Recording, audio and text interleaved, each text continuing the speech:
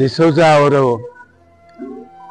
ನಮ್ಮ ಮಲೆನಾಡಿನ ಪ್ರಾಂತದ ಅತಿ ದೊಡ್ಡ ಸಾಹಿತಿ, ಅಖಿಲ ಭಾರತ ಸಾಹಿತ್ಯ ಸಮ್ಮೇಳನದ ಸರ್ವಾಧ್ಯಕ್ಷರಾಗಿದ್ದು, ವಿಶೇಷವಾಗಿ ಮಲೆನಾಡಿನ ಮುಳುಗಡೆ ಪ್ರದೇಶದ ರೈತರ ಮಲೆನಾಡಿನ ಗೇಣಿ ಸಮಸ್ಯೆಗಳನ್ನು ಚಿತ್ರವಾಗಿ ಬರೆದ ಅನೇಕ ಕಾದಂಬರಿಗಳು ಇವತ್ತಿಗೂ ಸರ್ಕಾರದ ನಿಯಮಾವಳಿಗಳು ಬರಲಿಕ್ಕೆ ಸಹಕಾರಿಯಾಗಿದೆ.